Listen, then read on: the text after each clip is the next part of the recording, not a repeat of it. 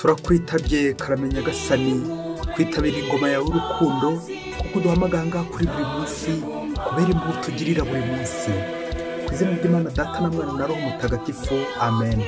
Amahoro bana b'Imana, nimukomere nimuhumure, Imana ije kudukiza kuri uyu wa gatatu tariki 2 Ugushyingo 2022 ubwo twibuka abayoboke b'Imana bapfuye hamwe na Kiliziya y'isi yose.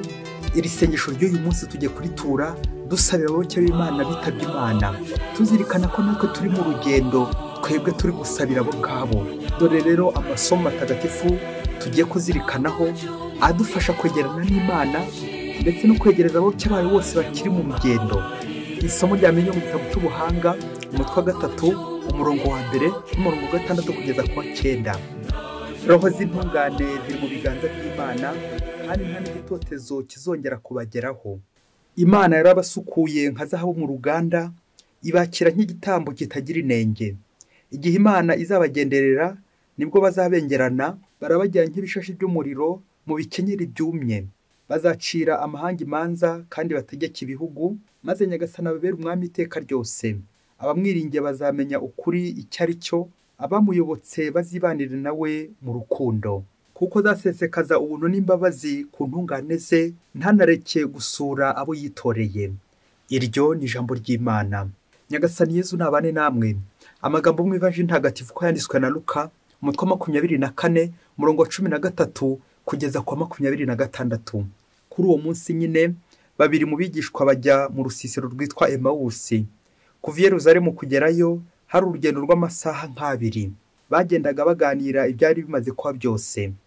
Igihe rero bakibivugana kandi babyibazaho, Yezu ubwe arabegera ajyana nabo, ariko amaso yabo yarameze nk'ahumye ntibamumenya. Yezu arababwira ati, ese ibyo mugenda muvuga ni ibiki? Bahera ko barahagarara ariko bijimye mu maso. Umwe muri bo witwaga Kiliyofasi aramubaza ati, ni wowe wenyine ubi Yerusalemu utazi ibyabaye muri iyi minsi? Arababaza ati, ni ibiki se? Baramusubiza bati, ni ibyabaye kuri Yezu w'i Nazareti, wari waragagaje mu bikorwa no mu magambo ko ari umuhanuzi ukomeye imbere y'Imana n'imbere ya rubanda. Twavuganaga n'ukuntu abatware b'abahereza bitambo n'abakuru bacu bamutanze ngo apfe, maze bakamubamba ku musaraba. Twebweho twari twizeye ko ari uzarokora Isiraheli. None dore uyu munsi ubaye uwa gatatu ibyo byose bibaye. Cyakora bamwe mu bagore b'iwacu badutangaje. Mu gitondo cya kare bagiye kumva, maze ntibahasanga umurambo we, nuko bagaruka bavuga ko abamarayika babonekeye bakababwira ko ari muzima. Ubundi kandi bamwe muri twe bagiye kumva babisanga uko abagore bari babivuze, ariko ntibamubona. Nuko Yezu arababwira ati, mwabibura bwenge mwe, mutinda kwemera ibyo abahanuzi bavuze. None se Kristo ntiyagombaga kwabara atyo ngo abone kwinjira mu ikuzo rye? Iyo ni Ivanjili ntagatifu. Nimukomere bagaragu ba Nyagasani, nimutwaze mube maso kandi musenge, muhore mwiteguye kuko umwami ari hafi kuza. Bakristo bavandimwe, Yezu Kristo naganze iwacu, tumubone tumwereke abandi buri munsi. Nimukomere bagaragu ba Nyagasani, ijuru ririho kandi tuzarijyamo. Muri amasomo tujye kuzirikana abayoboke b'Imana bapfuye. Turazirikana ko nta mugenzi usiga undi ku rugendo. Tukaza kuzirikana ku ngingo igira iti guhekana cyangwa gufatanya. Bya bindi by'uko umutwe umwe wifasha gusara ntiwifasha gutekereza. Ni ngombwa rero ko amagirane ku rugendo kuko turi abagenzi, kandi ngo amaherezo y'inzira ni mu nzu. Natwe rero mu nzu ni hehe? Mu nzu ni mu ijuru, ahandi hose turi ni mu icumbi. Rero turazirikana rya tegeko rya magirirane rivuga ngo umuremure amanurira umugufi, umugufi nawe agatorera umuremure. Ngo kuko amagirirane hano ku isi tuzirikana ko ntawigira, umugabo agirwa n'undi, twese tugomba kugira amagirirane. Iyo ngingo rero yo gufatanya guhekana niyo tujye kuzirikanaho, bityo tukirinda gusigana, ejo tutazasigana. Amen amen. Kuri itariki rero ya 2 turazirikana abayoboke b'Imana bitabye Imana. Twebwe ubwacu koko tutabizi dukeka ko bakiri muri Purugatori, kuko nyine muri Purugatori tuzirikana ko ari aho nyine umuntu anyura azamuka ajya mu ijuru avuye hano ku isi. Kuri itariki 2 rero, nyuma y'uko twahimbaje umunsi mukuru w'abatagatifu wose, iya mbere Ugushyingo, iya kabiri ikurikiraho noneho duhimbaza abayoboke b'Imana nabo bari mu rugendo muri Purugatori. Rero aya masomo y'uyu munsi araganisha hehe? Kuri Purugatori, isukuriro. Turazirikana ingingo 3 muri aya masomo. Ingingo ya mbere turaza kuzirikana ubukene na wa mugaragu we nk'uko ejo twabizirikanye. Inkuru ejo ntiyarangiye, turaza kumva ahantu yarangiriye. Ubwa kabiri turaza kuzirikana ku ngingo yitwa Purugatori. Ese Purugatori ni iki? Kiliziya Gatolika bivugaho iki? Ingingo ya gatatu ni ugufatikanya, la synergie, gufatikanya nk'abari ku rugendo, cyamvuga igira iti nta mugenzi usiga undi. Reka rero duhere ku ngingo ya mbere, ubukene n'umugaragu we. Ejo twazirikanye uburyo ubukene yashinze umugaragu we butike akigera mu rugendo. Yagaruka aje kumuhemba muzanira uruho rw'amafaranga, agasanga aho umugaragu yarimutse agurisha ya butike, arangije ahindura n'umunsi yari yamuhaye gukoreraho. Ayo makosa abiri rero ngo yarashingiye ku kintu kimwe cy'uko atagishije shebuja inama, kandi ari shebuja wamushinze iyo mirimo. Kutagisha inama. Ejo byarangiye rero twumva uburyo bukene yagarutse, agasanga ko ibintu byaradogereye. Umugaragu we nyine kubera gutamugisha inama byarangiye nyine aguye mu cyaha, agurisha butike ya shebuja, ahindura n'umunsi shebuja yamutegetse kujya akoreraho, bikaza kurangira abonye ikosa rye. Ejo twarangije tubona uburyo amaze kumva ikosa rye yarapfukamye asaba imbabazi wa mugaragu wa bukene. Twatashye twibaza tuti ese bukene koko azamubarira ate? Ese bukene koko namubabarira bya bintu yagurishije, yanzu yagurishije azongera yibone n'amayeri iki? Bizagenda gute? Uyu munsi rero ku munsi wo kuzirikana abayoboke b'Imana bapfuye, reka tugana aho ngaho nyine kwa bukene. Nuko wa mugaragu amaze gutakamba, aratakamba kuko nyine icyaha cyari kiremereye. Nuko bukene aramubaza ati urifuza ko nagukorera iki? Nuko wa mugaragu aramubwira ati umva, uramutse ungiriye ubuntu ukamba n'amahirwe ya kabiri, nkongera nkagukorera, nkazareba uburyo bwose bwashoboka iriya nzu nkazongera nkayigarura mu mwanya wayo, nkongera nkayigaruza, ndetse n'umunsi wampayeho nkawukoraho, nazagushimira. Wongeye kumpa andi mahirwe ukansubiza mu kazi, nazashaka amayeri yose ashoboka kugira ngo iriya butike nzongere nyigarure mu mwanya wayo, kandi nkurikize rya tegeko ryawe ryo gukora ku munsi wa mbere nk'uko wabintegetse. Nuko rero bukene yamaze kumva ugutaka no gutakamba k'umugaragu we, amuhaye andi mahirwe ya kabiri, deuxième chance. Ubwo bukene amusubiza mu kazi, yisubira mu mahanga kugeza igihe nyine azagarukira kugira ngo ahembe wa mukozi wa mugaragu we nk'uko bimusabye. Amen. Ahasigaye rero umugaragu wa bukene, ngaho rero kora amahirwe ya kabiri uhawe ntiyapfusha ubusa. Bakristo bavandi, mwuko Nyagasani natwe aduha deuxième chance, andi mahirwe ya kabiri, kugira ngo tugere gute? Kuko nyine turi abanyabyaha, kandi usabye imbabazi arazihabwa. Uko niko Nyagasani natwe atugirira ubuntu, akaduha deuxième chance, andi mahirwe ya kabiri, kugira ngo kongere koko turebe uburyo koko twatsinda, tugatsinda ikizamini, turebe uburyo koko igihembo twazongera tukakibona. Ngiye rero Purugatori c'est la deuxième chance, ni nk'andi mahirwe ya kabiri Nyagasani aba yongeye kuduhereza. Tuzirikana ko twebwe hano ku isi turi abanyabyaha, dukora icyaha, ariko igitangaje muri gatigisimu ya Kiliziya Gatolika ndetse n'igitangaje ku Mana, iyo bavuze icyaha bahita bakurikizaho imbabazi. Le péché et la miséricorde, ibyo byombi birajyana. Ngo rero wa mugaragu wa bukene yarangije gukora icyaha, agasaba imbabazi, nuko rero bukene akamubabarira, akamuha imbabazi. Ngiki cyaha dukora twebwe abantu, ariko tugatigeza imbabazi z'Imana. Imbabazi rero bingana nanone gusukurwa, za mpuhwe z'Imana zigenda zidusukura, tukoga muri ya nyanja y'impuhwe z'Imana, la miséricorde divine. Aho ngaho rero niho twakwita Purugatori. Ni nkaho uyu mugaragu wa bukene agiye muri Purugatori, agiye noneho gusukurwa, arebe koko twatunda tatunganyije uko bikwiye, azitabaza abandi bantu abanyabubasha abandi, maze koko bamufashe kugaruza iriya butike ndetse no gukurikiza rya tegeko. Ngize imbabazi z'Imana, kongera gusubiza ibintu mu mwanya wabyo, la remission des péchés, remettre, kongera gushyira ibintu mu mwanya wabyo. Ngizo rero imbabazi twebwe abagaragu duhabwa, deuxième chance, kongera guhabwa andi mahirwe. Dore ibintu bitatu bigomba gukurikirana, biza no kuganisha no ku bindi bintu bitatu tujya kuvuga mu ngingo ya kabiri. Icya mbere ni icyaha kidahamagara mbere na mbere igihano, ahubwo gihamagara imbabazi, impuhwe z'Imana. Icya kabiri, deuxième chance, andi mahirwe Nyagasani ngera kuduha kugira ngo tumukorere mu muzabibu we, maze koko icya gatatu azagaruke aduhemba igihembo ni iki? La récompense du ciel, ijuru, guhembwa ijuru. kubona narundi umunyabyaha nyagasani akangira impuhwe akambabarira akampa deuxième chance, yamara kumpa deuxième chance ategereje ko nisubiraho nigorora nisukura maze akazagera gute akazagaruka mpemba nanjye kuvuga uruhu rw'amafaranga ariko rushushanya amafaranga atazashira igihembo kitazashira aryo ijuru. Gukorera iki ijuru?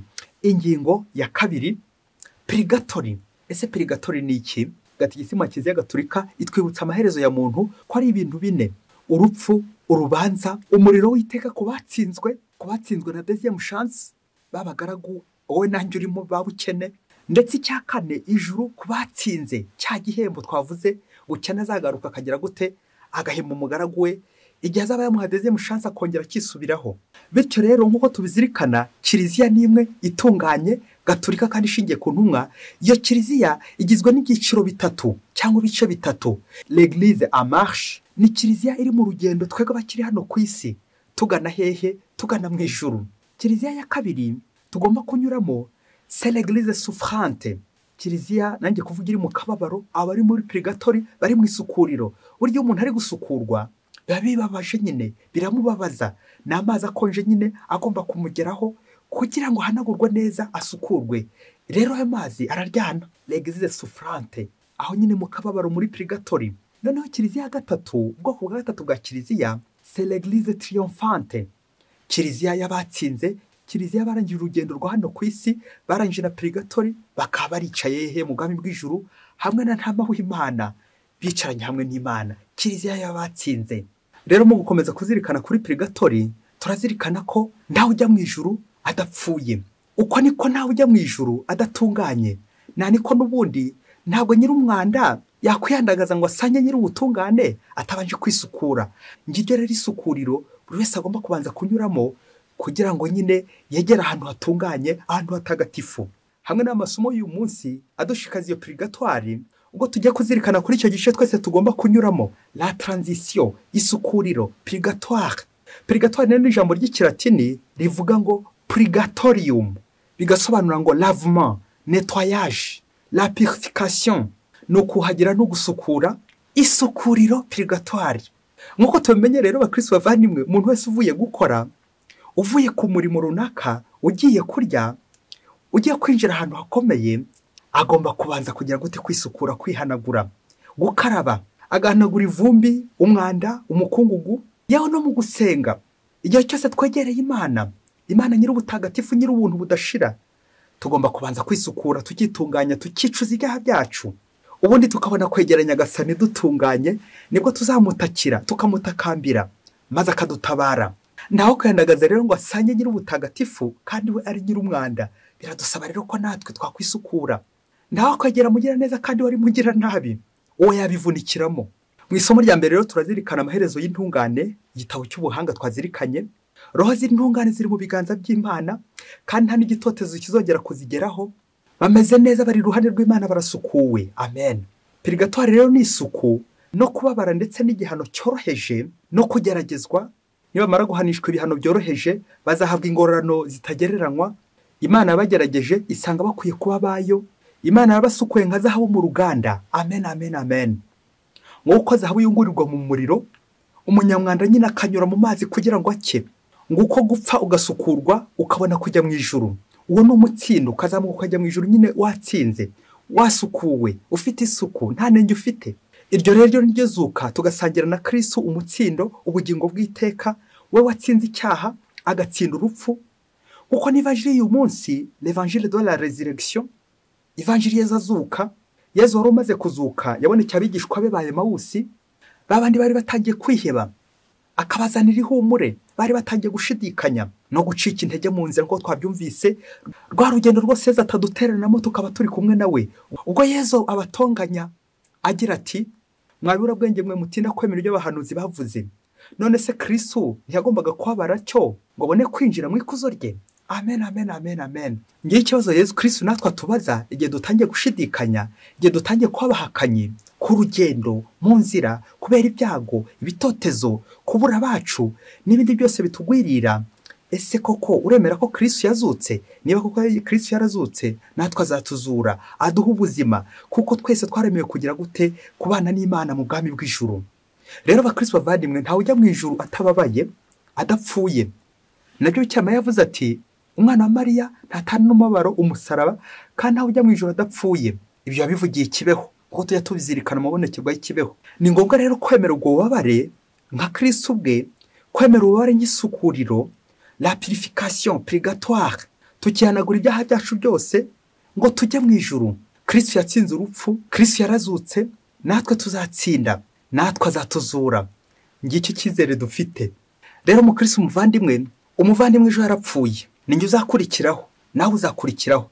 Nk'uko twese tugomba gukora icyo kintu bita triyumvira, bivuga abantu batatu batagomba gusigana mu rugendo. Niyo mpamvu tujye kuzirikana ku ngingo yacu ya gatatu igira iti gufatanya mu rugendo. La synergie ni ijambo ry'ikigereki soni ergon, bishaka kuvuga ngo gushyira ingufu hamwe, mugakorera hamwe nibwo mutanga umusaruro utubutse. Naho iyo umwe yabaye nyakamwe akagenda ukwe, birangira ingufu tuzitatanyije, bityo ntituze gufatikanya uko bikwiye. Biradusaba rero nk'abari ku rugendo gufatikanya. Bwabwo ko butatu bwa kiliziya twavuze, kiliziya iki hano mu rugendo ku isi, kiliziya iri mu isuku riri kubabara na kiliziya batsinze, aho bose barafatikanya. Rero nta kuba nyakamwe, tuzirikana ko abagiye inama Imana irabasanga. Icyaha yamagara imbabazi z'Imana.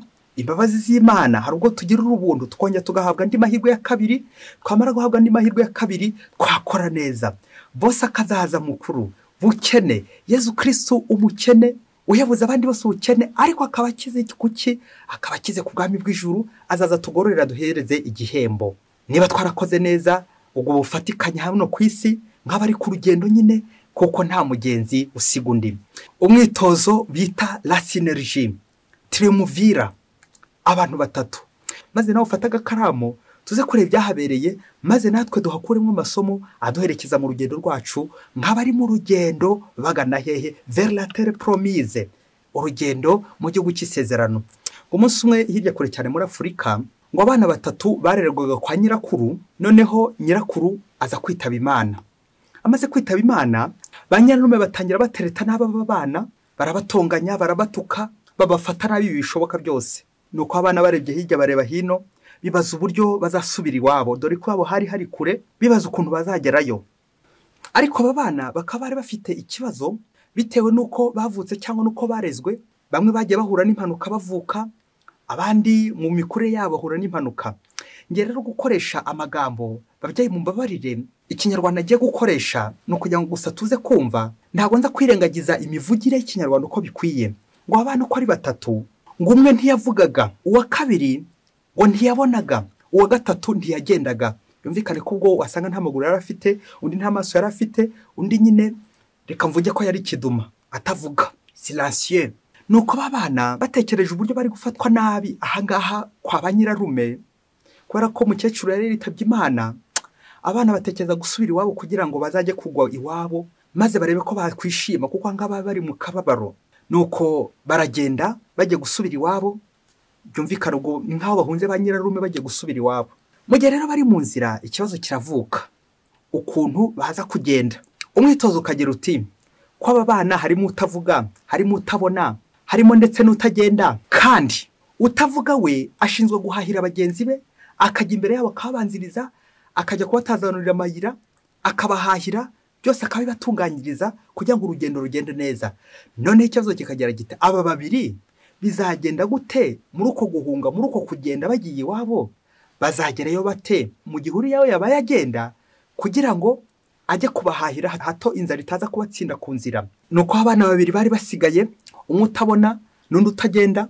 Nuko utabona atwara utagenda ku rutugu, maze baragenda bakurikiye wa wundi wagiye kubategurira, wagiye kubahahira kugira ngo bataza kugwa ku rugendo. Nuko wa wundi wagiye guhaha aragenda, ubwo ari kugenda nyine abayobora ahantu baza kunyura. Ageze mu nzira aho bagombaga kwambuka umugezi, arambuka aragenda ari kwihuta kugira ngo ajye mu isoko, ajye guhahira bagenzi be. Urumva ko kugera iwabo bagombaga kwambuka, bakambuka uruzi, bakambuka umugezi. Amaze kwambuka ageze no mu isoko kujya guhaha, nuko arebye inyuma bagenzi be abona batakiri kugenda. Asubiye inyuma asanga rya teme yambukiyeho ryacitse. Ubwo urumva umwe atwaye undi ku rutugu, bari kugenda, iteme ryacitse. Urumva wundi utavuga yageze hirya, yamaze no guhaha ibyo kurya, we yarangije kugera hafi y'iwabo ku nkombe y'iwabo, urumva bageze ku iteme riracitse, bagumye aho ngaho nyine bategereje ko nyine hagira uza akaritinda. Wa mwana rero wageze hirya kure, we warangije kwambuka, nuko rero atangira ajya mu ishyamba kugira ngo arebe igiti akizane kugira ngo iteme yongere ritinde bagenzi be bambuke. Nuko igiti cyose aciye kikaba kigufi, urumva nawe ntiyagombaga kongera kwambuka, ntibyari kongera kumukundira, kandi iteme ryacitse. Yajya mu ishyamba igiti aciye kikaba kigufi. Babana bagenzi be, umwe ahetse mugenzi we ku rutugu, bari kugenda bahagaze aho ngaho nyine ku nkombe yindi, bategereje ko mugenzi we ajya mu ishyamba kugira ngo ateme igiti abazane ubundi bambukireho. Na n'ubu aracyari mu ishyamba, ari kuzenguruka muri iryo shyamba kugira ngo azabone igiti kirekire gifatanya izo nkombe ebyiri kugira ngo abavandimwe baze kwambuka. Bakristo bavandimwe, nguko ko isi Purugatori n'ijuru biteye, bimeze nk'abana batatu bari ku rugendo, bafashwe nabi na ba nyirarume nyine twabajyanye n'abakontere 6 ba hano ku isi, babandi baduhungeta badutoteza bagashaka ko tutabaho, bagatubuza amahirwe, nanjye kuvuga amahirwe y'ijuru. Abo ngabo rero wasanga ndimo nawe urimo, ba nyirarume n'abandi bose batifuza ko twabaho neza. Abo bose batifuza ko twabaho neza bagahora baduhungeta bashaka ko tutatera imbere. Iyo umubyeyi watureraga yitabye Imana, bagatangira bakaduhungeta. Kubera iki? Batuziza uko twavutse, batuziza inenge wenda dufite z'umubiri n'ibindi byinshi cyane, de péché, la défaillance, n'ubundi bukene twaba dufite, intege nke, uburwayi, bakabituziza bakabiduhora. Abana rero ko ari batatu, uyu utavuga twamugereranya n'umuntu wageze mu ijuru, uri gukomeza paranganyiza bagenzi be abashakira uburyo nyine bazambuka nabo bakagera hehe, bakazamusanga kuri iriya nkombe, inkombe y'iwabo, aho bazaba bishimye bagakira imiruho ya ba nyirarume bagenda babatoteza. Uyu mwana rero uri mu ishyamba, nubwo atavuga ariko ari gukora. Ça c'est le silence du ciel. Abantu bari mu ijuru burya nubwo dutavuga bavuga ariko barakora. Nirinze kuvuga ko bavuga bike bagakora byinshi. Ngaho nyine mu ishyamba ari gushaka igiti kirekire kugira ngo tuzambukireho. Nguko ko wageze mu ijuru akomeza guhihibikana, mpaka tugeze gute? Mpaka tuzasohoka nanjye kuvuga ishyamba, mpaka tuzambuka uriya mugezi, mpaka ryateme yongeye kuritinda abari inyuma nabo nyine kugira ngo bagire gute? Bazambuke. Uyu mwana wa kabiri, wa wundi utagenda, twamugereranya n'uri muri Purugatori, nubwo atagenda ariko arabona. Niyo mpamvu amuhetse ku rutugu kugira ngo agende ayobora. Wa wundi nanone umuhetse nubwo atabona. Umuntu uri hano ku isi twamugereranya n'utabona, ariko akaba ari gukora umurimo wo guheka wa wundi utagenda, kugira ngo wa wundi utagenda agenda namuyobora aho agiye, amwereke n'inzira. Nguko bakristo bavandimwe ko tugomba guhekana, kabone nubwo twaba tukiri ku iteme tutarambuka, ariko tugakomeza tugahekana kugira ngo tuzagereyo amahoro, tuzagere mu ijuru amahoro, kuko n'abijuru nabo bari guhihibikana kugira ngo twambuke. Nguko tugomba gufatikanya mu rugendo rwacu. Nta gushyika ngo uvuge ngo narashyikiriye, uzirinde kwa mugani wakuzurizwaho ngo après moi le déluge, ngo nyuma yanjye abandi mwirwarize. Ahubwo buri gihe ujye uzirikana ko niba washyitse, ntugatangare ngo ndashyikiriye, hasigaye wibagirwa abandi. Nguko tugomba guhekana buri munsi mu isengesho ryacu. Twese isengesho riratureba, abari ku isi tugasabira abari muri Purugatori, abari muri Purugatori nabo baba bari kudusabira burya. Twese tugakomeza tugasabirana, tugahekana, tugafashanya, tugafatikanya. C'est ça la synergie. Gufatikanya, gushyira ingufu hamwe, abari hejuru bagatumanurira, natwe abari munsi tukazamura, n'abari hagati twese tukagenda tuzamuka buhoro buhoro kugeza igihe tuzagera hehe mu ijuru. Ngiryo rero isengesho ryacu tugomba gufatikanya twese, kuko mwitotezwa, mu bibazo, mwigeragezwa, tugomba kugendera hamwe kugira ngo tuzahemberwe hamwe. Nguko tugomba kugenda dusunikana buhoro buhoro, abari hejuru bagenda batuzamura, baduhereza aho dufata. Ngiye isheni rero, nta muntu wemere guca mu isheni, nawe wemere guca mu uwo mugozi utuziritse twese, utuziritse ku ijuru, abari mu isi n'abari muri Purugatori. Ngiryo isengesho ryacu ku munsi w'abapfuye, dusabira bose abakeye Imana bapfuye, tuzirikana ko igihe n'igihe twese ariyo nzira yacu. Natwe turi ku iteme dutegereje kwambuka, nubwo uruzi rwuzuye, nubwo iteme ryacitse, ariko Nyagasani araturebera, aratuzirikana. Umunsi yatinze cya kiraro tuzambuka, maze dukire ya miruho ya ba marume, bwa burwayi, bya bibazo bya hano ku isi n'ibindi byose bitotezo, maze natwe tuzatsinde. Ukwezi rero kwa 11 kwahariwe kuzirikana cyane cyane kuri izo roho ziri mu isukure muri Purugatori. Tuzisabire buri munsi mu isengesho ryawe, igitambo cya misa cyane cyane ariryo sengesho rikuru ryo kwegereza abantu bose Imana, cyane cyane abayoboke b'Imana bitabye Imana, abapfuye. Tuzirikane mu isengesho, tuzirikana ko uko nsabira mugenzi wanjye nanjye hari abandi bari kunsabira. Uwo murongo rero, iyo shene triyomuvira la sinergie, kugenda dusabirana, uransabira ndagusabira, baransabira baradusabira. Iyo shiga yo kwitondagura neza gusabirana, ni byiza gufatikanya, ndagufasha nawe uramfasha, umfasha hano ku isi, mu ijuru naho bari kumfasha. Nguko gufatikanya mu rugendo rwacu rwa buri munsi. Mwese mbifurije kuzajya mu ijuru, kuko twaremewe twese kuzajya mu ijuru. Mwese Imana ibaha umugisha, Imana Data na Mwana na Roho Mutagatifu, amen. Padiri Masumbuko Ladislas wa Diyosezi ya Cyangugu.